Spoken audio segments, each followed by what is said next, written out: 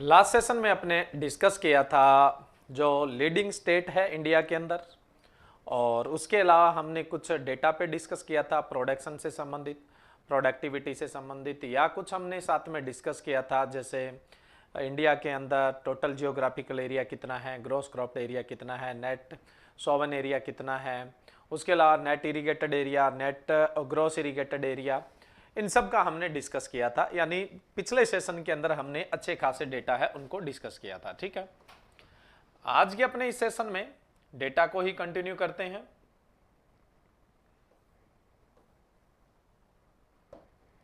देखिए, आज के अपने इस सेशन में डिस्कस करते हैं सबसे पहले तो India's position in world agriculture, यानी विश्व की कृषि में भारत की पोजीशन कैसी है।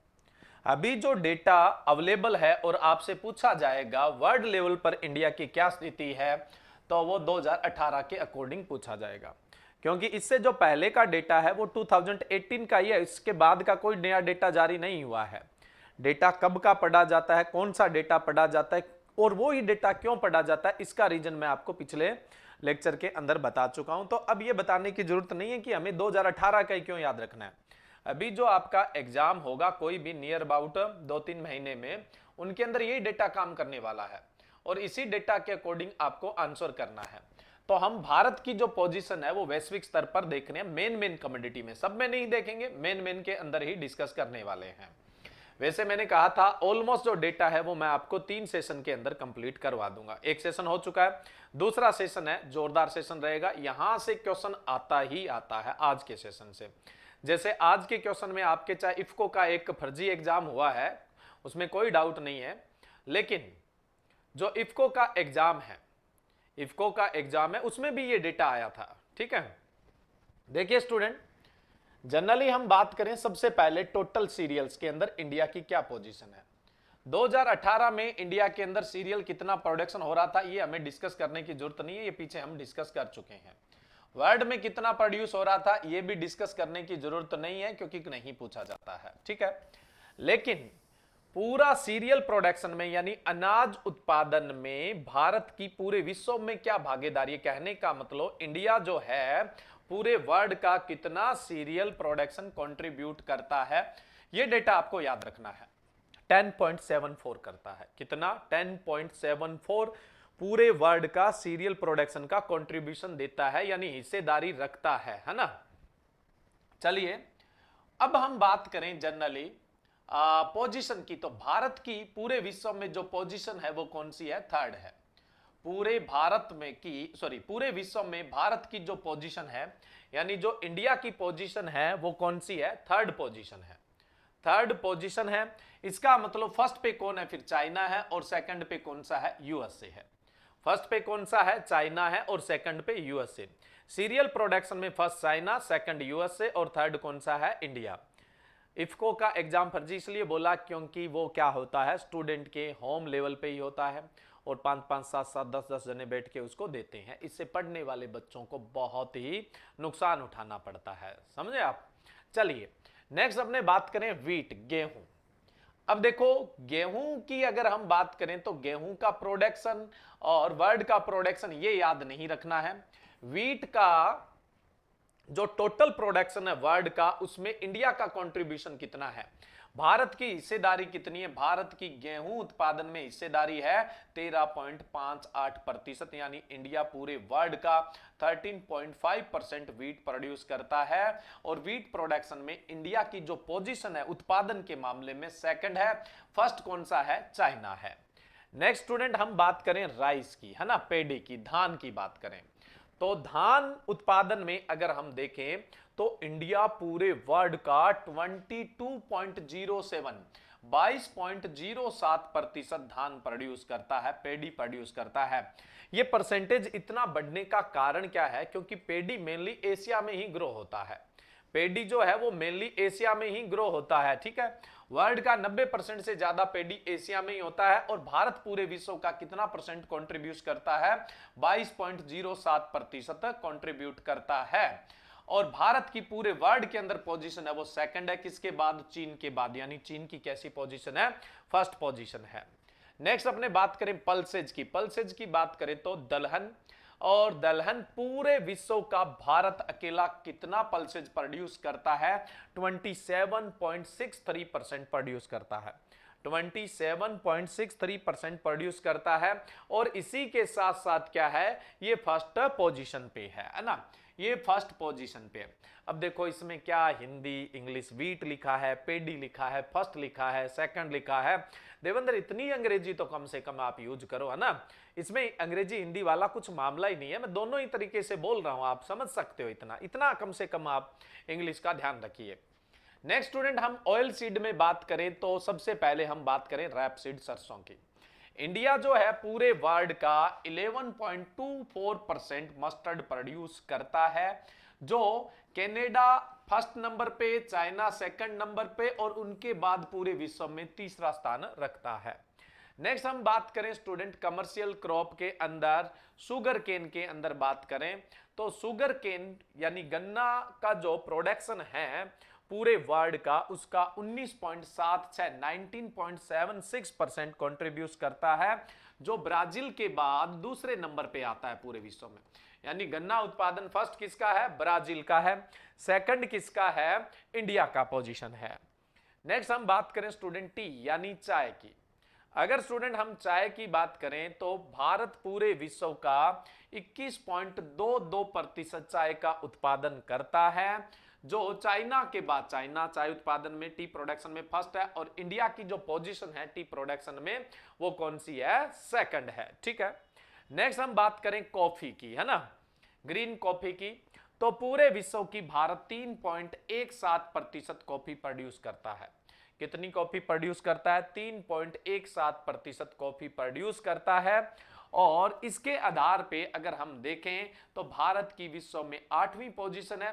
फर्स्ट पे ब्राजील है, सेकंड पे वियतनाम है, थर्ड पे इंडोनेशिया है, फोर्थ पे कोलंबिया है, और फिफ्थ पे होंडुरास है, सिक्स पे इथोपिया है, सातवें पे पेरू है, और आठवें पे कौन है?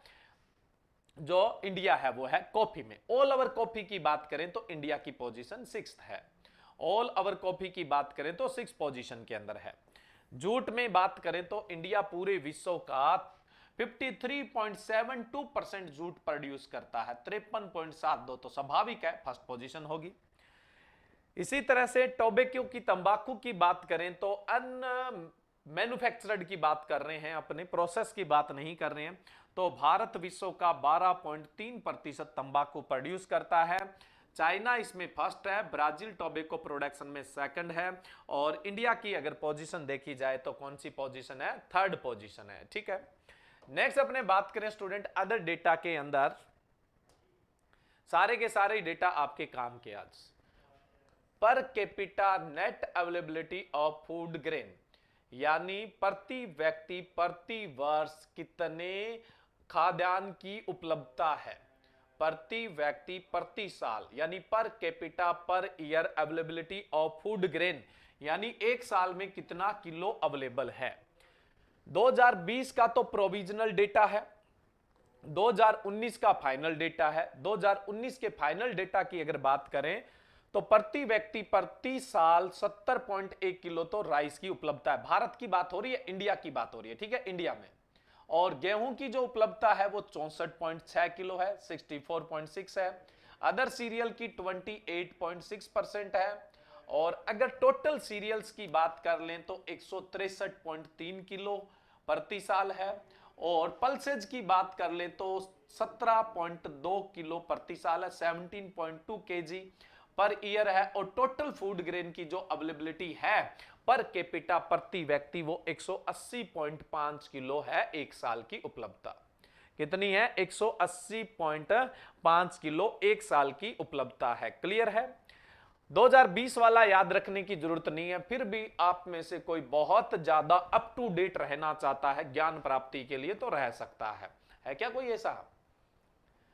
नहीं जी, हम तो वो ही रख लेंगे जो एग्जाम में आएगा। तो देख, एग्जाम में आएगा वो 2019 का आएगा, 2019 का आएगा। ठीक है। नेक्स्ट हम बात करें per capita net availability of food grain per day की बात हो रही है, और पर डे की बात करेंगे तो ग्राम्स में बात करेंगे। पर डे की अगर बात करनी है तो अपने ग्राम में बात करेंगे, ये भी 2019 के अनुसार ही आपको बात करनी है। प्रति व्यक्ति प्रतिदिन per capita per day rice की अवेलेबिलिटी है 192.1 ग्राम, वीट की है 177 ग्राम, अदर सीरियल की है 78.2 ग्राम यानी 78.2 ग्राम। टोटल सीरियल की per capita per day availability है 447.4 ग्राम पर डे की, है ना। पल्सेज की है 47.3 ग्राम पर डे यानी 47.3 ग्राम। और टोटल फूड ग्रेन की बात करें यानी सीरियल प्लस पल्सेस दोनों को फूड ग्रेन बोलेंगे, 494.7 यानी 494.7 ग्राम पर कैपिटा पर डे क्या है, फूड ग्रेन की अवेलेबिलिटी है। ठीक है, नेक्स्ट अपने बात करें student, per capita availability of certain important article of consumption, यानी कुछ मुख्य ऐसे आर्टिकल जिनकी per capita per year availability क्या है, प्रति व्यक्ति प्रति साल उपलब्धता क्या है। कुछ इंपोर्टेंट की बात है, ज्यादा लंबी चौड़ी बात नहीं है। अब देखिए स्टूडेंट, 2018-19 के अकॉर्डिंग याद रखना है और ये ही डेटा आपसे एग्जाम में पूछा जाएगा। मैंने 17-18 का भी दे रखा है ताकि आप कंपैरिजन कर सकें कि किसकी अवेलेबिलिटी बढ़ी है किसकी घटी है। एडिबल ऑयल यानी खाने योग्य तेल है, प्रति व्यक्ति प्रति साल 18.1 किलो अवेलेबल है। ठीक है, 18.1 किलो। वनस्पति घी की बात करें तो 0.6 KG per year per capita available है। चीनी की बात करें तो एक साल में एक आदमी को लगभग 19.5 किलो चीनी है वो अवेलेबल है, 19.5 KG per capita per year. T की बात करें और कॉफी की बात करें तो अगर स्टूडेंट टी की बात करें तो पर कैपिटा पर ईयर 840 ग्राम चाय अवेलेबल है। कितनी? 840 ग्राम।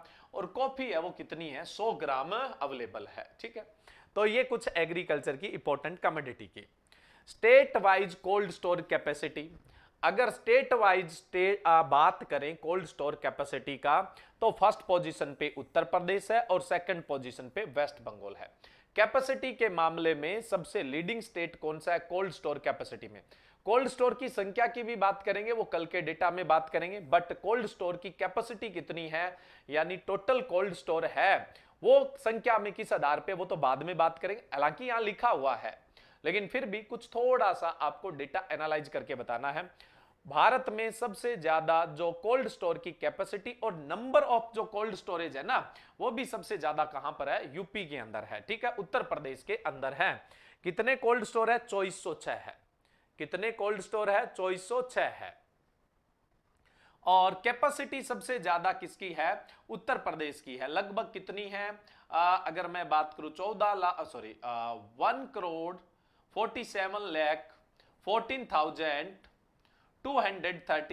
1,47,14,235 मेट्रिक टन की कैपेसिटी है यूपी के अंदर।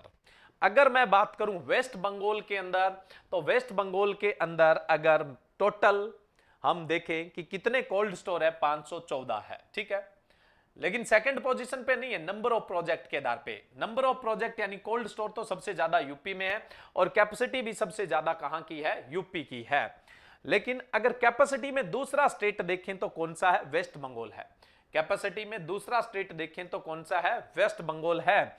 और वेस्ट बंगाल की अगर हम कैपेसिटी देखें तो 59,47,311 मेट्रिक टन है, 59,47,311 है। ठीक है, ये कहां की है? जनरली वेस्ट बंगाल। तो कैपेसिटी के मामले में वेस्ट बंगाल दूसरे पे है और कैपेसिटी के मामले में उत्तर प्रदेश फर्स्ट है। Total number of cold store में भी उत्तर प्रदेश है वो फर्स्ट पोजीशन के अंदर ही है। अब देखिए भारत की जो टोटल कैपेसिटी है वो कितनी है? 3,74,35,097 3,74,35,097 मेट्रिक टन की देश की अपनी क्या है? टोटल कैपेसिटी है कोल्ड स्टोर की। और हमारे देश में कुल कोल्ड स्टोर है वो कितने हैं? कुल कोल्ड स्टोर जो है स्टूडेंट वो है 8,186। कुल जो कोल्ड स्टोर है वो कितने? 8,186 कोल्ड स्टोर है इंडिया के अंदर। ठीक है, ध्यान रखिएगा। अब देखिए स्टूडेंट, आप पूछ रहे हैं वानस्पतिक घी क्या होता है।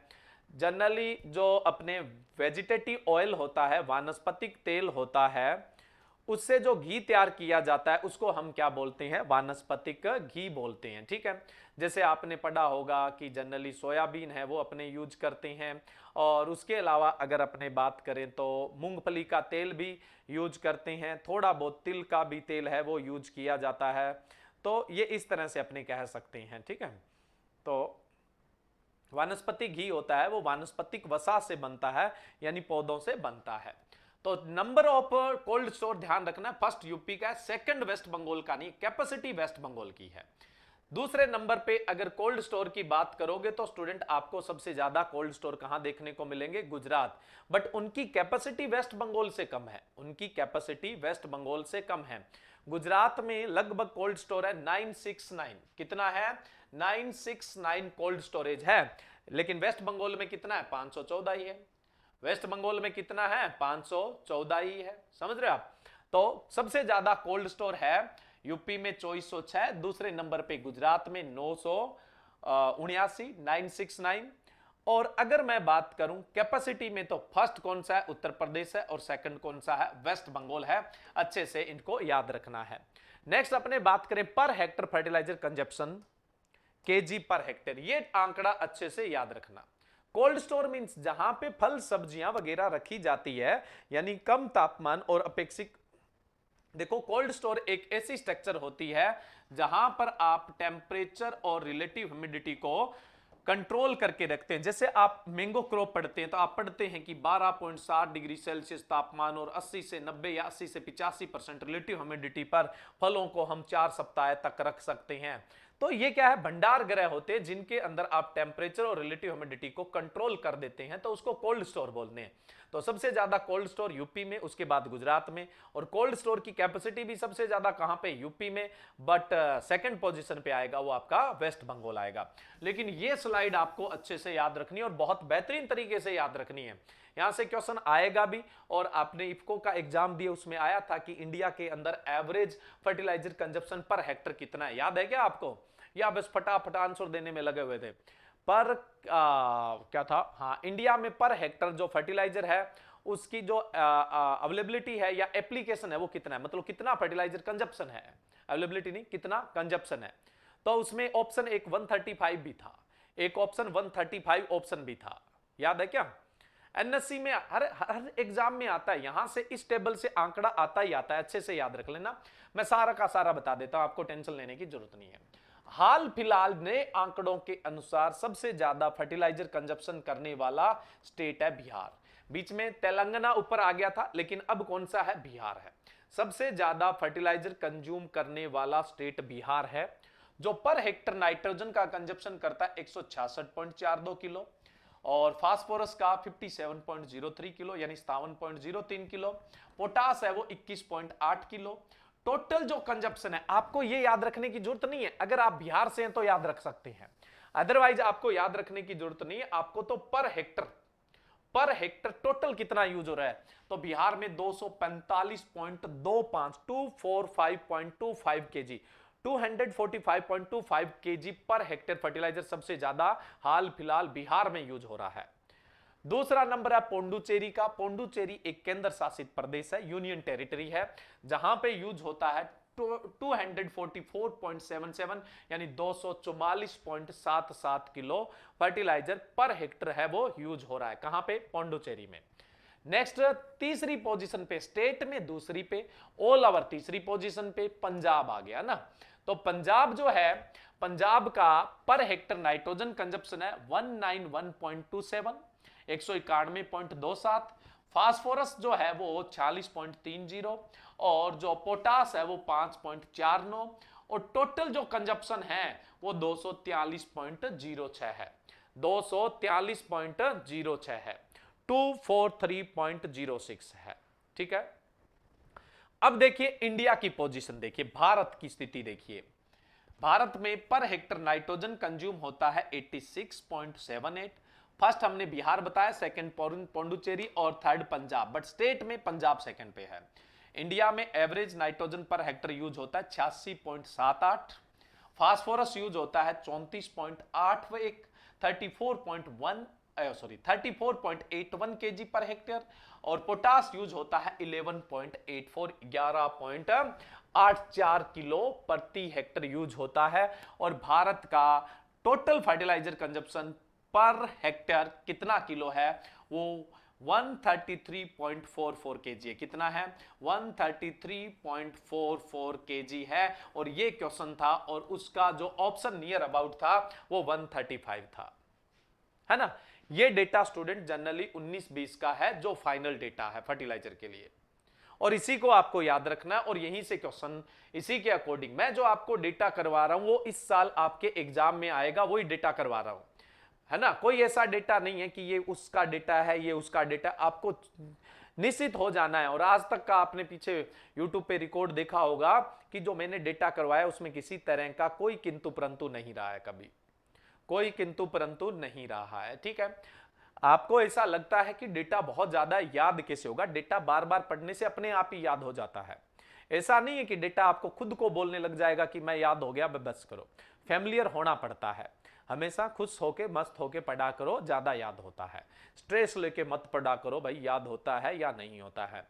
आप कई बार क्या इधर उधर के मतलब कहानियां सुनते हैं, चैनल देखते हैं, किताबें पढ़ते हैं, लोगों की जुबानी पढ़ते हैं। इस स्टूडेंट ने AFO निकालने के लिए ये किया, साथ में नौकरी के साथ ये किया, MSc के साथ साथ AFO निकाल दिया, इसने AA निकाल दिया, इसने AO निकाल दिया। अरे भाई आपके दिमाग से ये छोटी छोटी अचीवमेंट्स है, छोटी छोटी, इनको इतना बड़ा मत कर दिया करो कि आपको खुद को ही भारी लगने लग जाए। ये एग्जाम है, आराम से करो, फाइट करोगे। बंदे ही तो फाइट करते हैं, जो नहीं पढ़ता वो नहीं फाइट करता है, जो अच्छा पढ़ता है वो जाहिर सी बात है फाइट कर लेता है, बिना टेंशन खुश होके मस्त होके पढ़ो। इन कहानियों में मत उलझा करो, ऐसी कहानियों में मत उलझा करो, इसने ये कड़ी मेहनत की, साथ में काम करता था साथ में। अरे भाई सभी करते हैं, कौन नहीं करता है, सबको अपनी जरूरत के अनुसार सब कुछ करना पड़ता है। हाँ, अपनी जरूरत के अनुसार सबको करना पड़ता है, किसको नहीं करना पड़ता, सबको करना पड़ता है।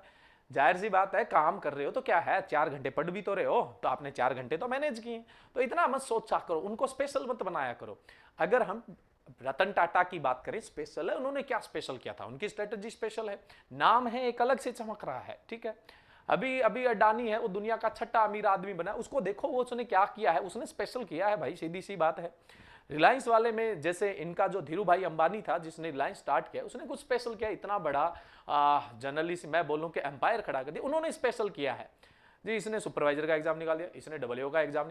देखो सफलता सफलता होती है, ऐसी बात नहीं, छोटी बड़ी सब सफलता होती है, लेकिन उसको इतना बड़ा मत किया करो कि दब जाओ, और इतना भी बड़ा मत किया करो जब वो आपको मिल जाती है तब आप संतुष्ट हो जाए कि आपने तो दुनिया जीत ली है, आपने तो दुनिया जीत ली। ऐसा नहीं, आप आगे बढ़ते जाइए, आगे की तरफ ध्यान देते जाइए, आगे बढ़ते जाइए, आगे की तरफ ध्यान है वो देते जाइए।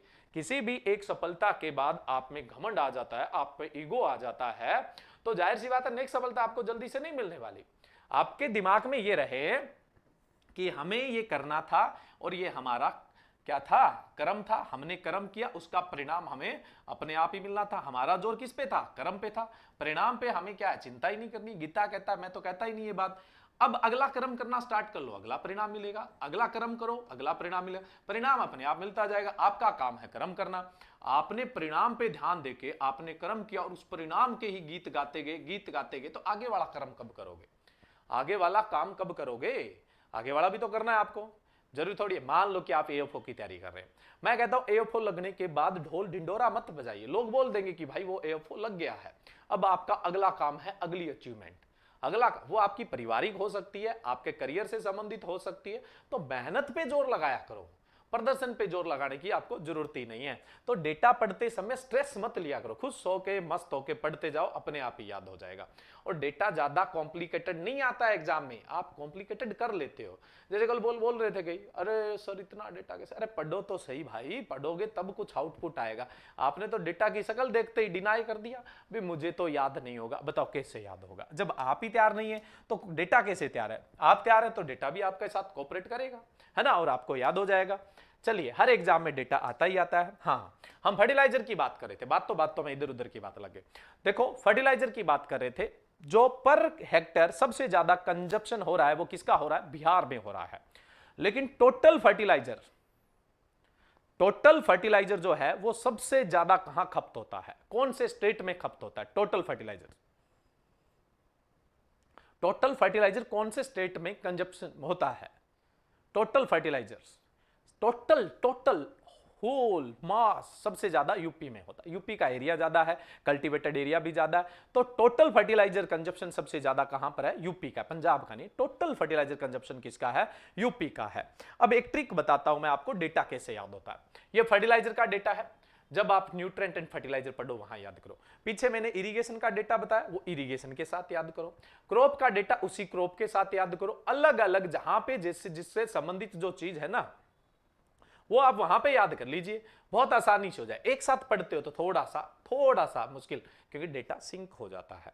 डेटा क्या हो जाता है? सिंक हो जाता है। इसलिए जो टॉपिक है वहां डेटा, लेकिन मेरा काम तो एक साथ करवाना ना, क्योंकि हम अगर अलग अलग टॉपिक के साथ करवाते भी है, हम वहां भी डिस्कस करते हैं, लेकिन यहाँ एक साथ कर देंगे तो कई स्टूडेंट का एग्जाम वगैरह होता है, उनको उसके साथ एक साथ फायदा है, वो मिल जाता है। कुछ मिसलेनियस डेटा होता है, वो भी यहाँ पर डिस्कस हो जाता है। नेक्स्ट है student, all India consumption of fertiliser in terms of nutrients. NPK का टोटल कंजप्शन 19-20 में कितना है? देखो, एनपीके का टोटल कंजप्शन जो है इंडिया के अंदर वो कितना है? फर्टिलाइजर का, एनपीके का, तीनों का मिला के वो कितना है? 29,379.3 थाउजेंड, मतलब हजार टन है। तो यानी 29,369.3 थाउजेंड टन टोटल है। किसका? एनपीके का। ये टोटल इंडिया का कंजप्शन है। एनपीके का कंजप्शन की आपको ध्यान में रखने की जरूरत नहीं है। एनपीके का कंजप्शन आपको ध्यान में रखने की जरूरत नहीं है। टोटल कंजप्शन कितना है, और ये भी डेटा कम ही पूछे जाने के चांसेस है। ठीक है, हाँ, ग्रुप में पीडीएफ डल चुकी है, ग्रुप में पीडीएफ ऑलरेडी डल चुकी है, आप देख लीजिए, वहां से आप डेटा है उसको उठा सकते हैं। ठीक है, अब देखिए, consumption, production and import of fertiliser याद नहीं करना है, लेकिन फिर भी यहां पे एक क्वेश्चन आया था पहले राजस्थान के एक एग्जाम में, बड़ा ही उसमें पंगा चला, स्टूडेंट ने रीट वगैरह भी लगाई, तो मैंने जो यहां पे दो बातें आपको बतानी है, दोनों मैं आपको ढंग से बता दूं। बस ये है, नाइट्रोजन इंडिया के अंदर जो कंज्यूम होता है वो 176.28 लाख टन जो है वो कंजप्शन है इंडिया का। 176.28 लाख टन कंजप्शन है। लेकिन जो इंडिया के अंदर प्रोड्यूस होता है वो कितना होता है? 133.44 कंजप्शन होता है। इसका मतलब नाइट्रोजन जो है वो इंडिया में क्या किया जाता है? इंपोर्ट किया जाता है। नाइट्रोजन है वो इंपोर्ट किया जाता है, ध्यान रखना है। 18-19 की बात है, और 19-20 की बात करें, हमें करनी तो 19-20 की है, ये तो मैं जस्ट एग्जांपल मात्र बता रहा था। 19-20 की अपने बात करें तो 191.01 नाइट्रोजन का कंजप्शन है इंडिया के अंदर, लेकिन इंडिया का प्रोडक्शन कितना है? 136.85 है। यहां पे गैप है, कितना गैप है? जनरली अगर आप गैप ढूंढोगे तो अच्छा खासा गैप है, वो आपको देखने को मिल जाएगा। 51.91 लाख टन का गैप है जो हमें इंपोर्ट करना पड़ता है, तो नाइट्रोजन इंपोर्ट ही करना पड़ता है, ध्यान रखिए। फास्फोरस का 19-20 का जो कंजप्शन है वो 76.62 लाख टन है, यानी 76.62 लाख टन है वो कंजप्शन है। लेकिन इंडिया में प्रोड्यूस कितना हो रहा है? 47.91 प्रोड्यूस हो रहा है, इसका मतलब कंजप्शन ज्यादा हो रहा है। बाकी कहां से? बाकी वहां से मतलब क्या हो रहा है? इंपोर्ट हो रहा है। तो फास्फोरस भी इंपोर्ट करना पड़ता है, कितना? 24.13 लाख टन है वो इंपोर्ट करना पड़ता है। ये कहा जाता है कि भारत में फास्फोरस के बहुत ज्यादा प्लांट है, लेकिन फिर भी तो क्या है? इंपोर्ट तो करना पड़ा। नाइट्रोजन भी इंपोर्ट करना पड़ता है, फास्फोरस भी इंपोर्ट करना पड़ता है। अब मैं पोटास की बात करूं स्टूडेंट, तो पोटास देखिए आप, पोटास का इंडिया में कंजप्शन कितना है? 26.07। कितना है? 26.07 लाख टन है। इंडिया के अंदर पोटास का प्रोडक्शन होता ही नहीं है, कोई सोर्स नहीं है इंडिया के अंदर। पोटास का इंडिया के अंदर प्रोडक्शन नहीं होता है, उत्पादन ही नहीं होता है। पोटास का इंडिया में प्रोडक्शन ही नहीं होता है, तो सारे का सारा ही हमें क्या करना पड़ता है? इंपोर्ट करना पड़ता है। सारे का सारा ही इंपोर्ट करना पड़ता है। आपसे पूछ ले कि टोटल जो इंपोर्टेड फर्टिलाइजर है वो कौन सा है? टोटली इंपोर्टेड फर्टिलाइजर है वो अपना कौन सा है? पोटास। पूरे का पूरा इंपोर्ट करना पड़ता है। और सबसे ज्यादा हम कौन से देश से इंपोर्ट करते हैं? सबसे ज्यादा हम कौन से देश से इंपोर्ट करते हैं? सबसे ज्यादा पोटास कंप्लीटली इंपोर्टेड फर्टिलाइजर है, पूरी तरह से आयातित उर्वरक है। और कौन से देश से इंपोर्ट करते हैं अपने? कनाडा से, सबसे ज्यादा कनाडा से करते, कई जगह से है लेकिन सबसे ज्यादा कहां से करते हैं, कनाडा से करते हैं। तो इंपोर्ट नाइट्रोजन भी होता है बट इंडिया में प्रोड्यूस भी होता है, इंपोर्ट फास्फोरस भी होता है लेकिन अच्छा खासा इंडिया में प्रोड्यूस भी होता है, लेकिन पोटास बिल्कुल भी प्रोड्यूस नहीं होता, इसलिए सारे का सारा इंपोर्ट ही करना पड़ता है। बट सबसे ज्यादा इंपोर्ट जो है, सबसे ज्यादा जो इंपोर्ट है वो नाइट्रोजन का होता है, क्योंकि नाइट्रोजन कंजप्शन ज्यादा है, उसके बाद फास्फोरस का होता है और उसके बाद किसका होता है, पोटास का। और जल्द ही इंडिया के अंदर पोटास के प्लांट है वो स्टार्ट किए जा रहे हैं, जल्द ही स्टार्ट किए जा रहे हैं, बनना स्टार्ट हो गए हैं, बनने स्टार्ट हो गए हैं, ठीक है। और पोटास है उसकी प्रोसेसिंग भी स्टार्ट हो जाएगी, लेकिन डेटा 19-20 का है तो वो हमारे पास डेटा आएगा तब की बात है। नेक्स्ट है year wise sale of tractor and power tiller.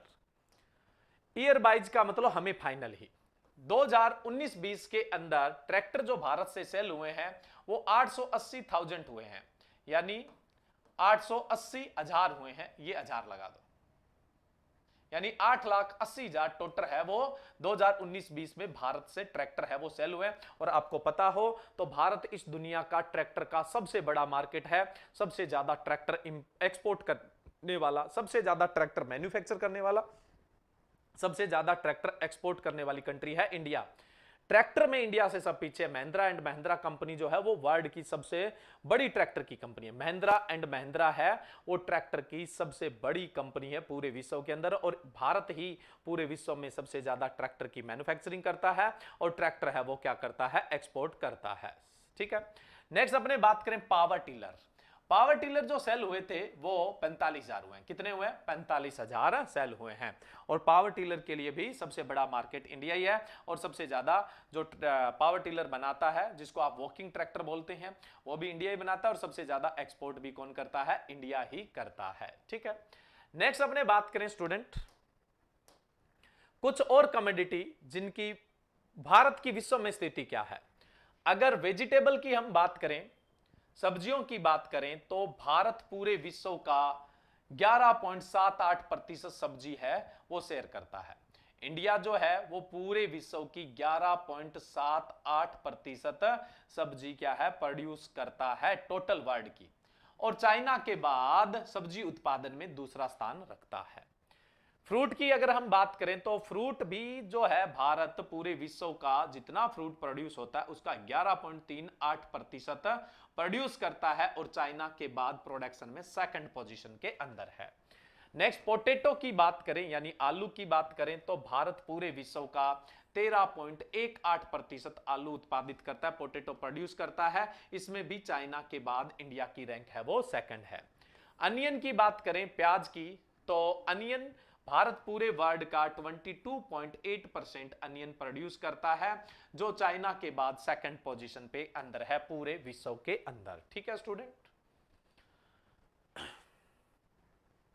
Clear है स्टूडेंट, जितने डेटा करवाएं उसमें किसी तरह का कोई डाउट तो नहीं है, चलने दें या फिर डेटा बहुत हो गया है, आज चलने दें या फिर डेटा बहुत हो गया है।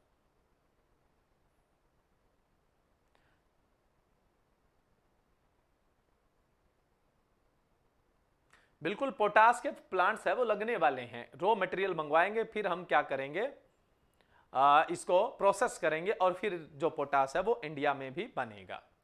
नेक्स्ट चलो एक स्लाइड और बात कर लेते हैं अपने। इतने में कुछ बोल रहे हैं करवा दो, कुछ बोल रहे हैं बहुत है आज के लिए, तो दोनों ही खुश हो जाएंगे।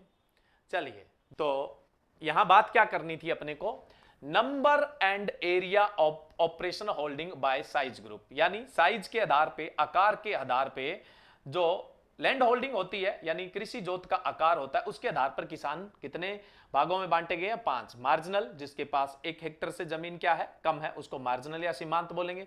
जिसके पास जमीन 1 से 2 हेक्टर के बीच में है वो स्मॉल होल्डर है यानी छोटा किसान है। जिसके पास जमीन 2 से 4 हेक्टर के बीच में वो सेमी मीडियम है यानी मध्यम किसान है। और जो मीडियम फार्मर है यानी मध्यम किसान है उसके पास 4 से 10 हेक्टेयर है। सेमी मीडियम यानी अर्ध मध्यम, और मीडियम मतलब मध्यम, मध्यम के पास जमीन कितनी है, 4 से 10 हेक्टेयर है। लार्ज साइज बड़ा किसान वो किसान है जिसके पास 10 हेक्टेयर से ज्यादा जमीन है।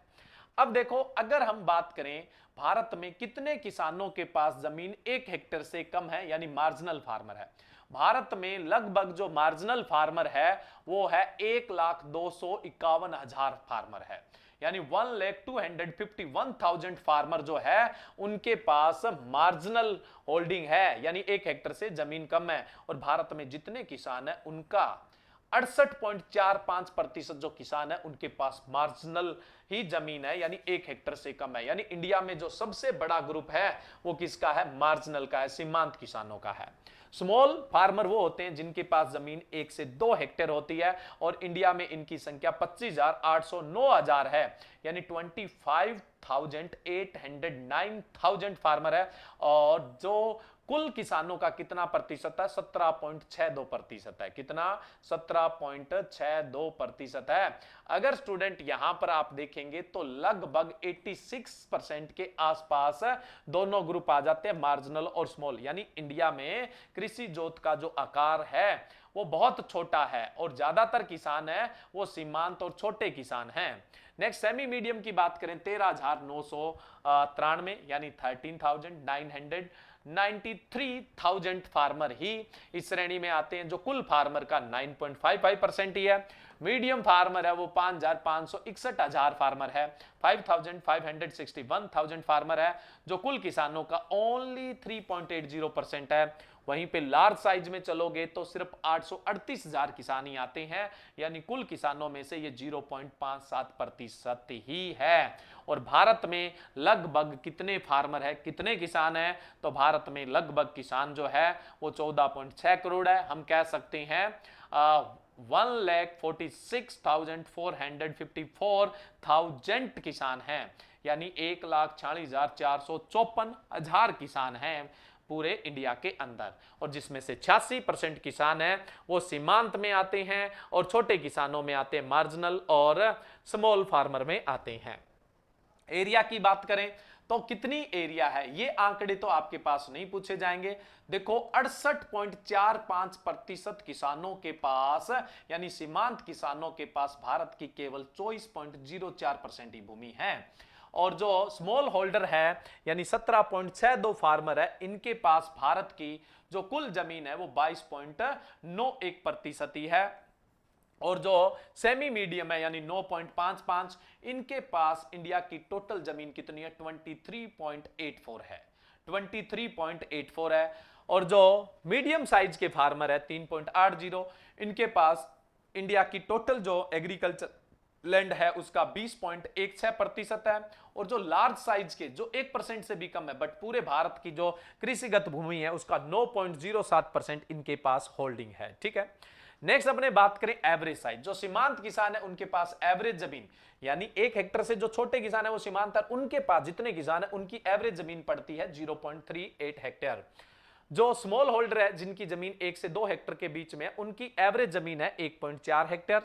और जो सेमी मीडियम है जिनके पास जमीन 2 से 4 हेक्टर के बीच में, उनकी एवरेज आती है 2.69 हेक्टेयर। और जो जनरली अपने बात करें मीडियम की, तो जो मीडियम फार्मर है उनके पास जमीन 4 से 10 हेक्टर की एवरेज है, 4 से 10 हेक्टर की जो जमीन होती है वो कौन सा होता है? मीडियम।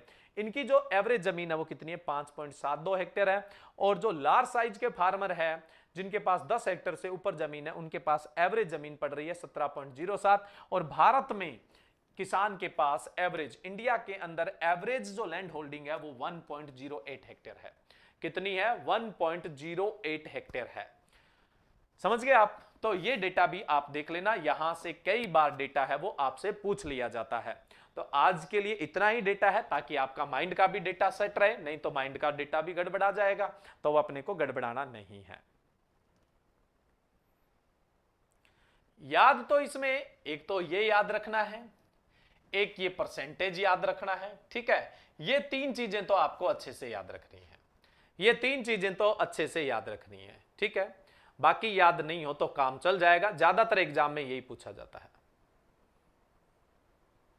समझ रहे हो? एवरेज लैंड होल्डिंग तो मैंने लेक्चर में बहुत बार बताई है, तो उसमें तो कोई दिक्कत नहीं आएगी, वो तो याद ही है पहले से, बाकी आप याद कर लीजिएगा। चलिए स्टूडेंट, ठीक है, मिलते हैं कल। Thank you.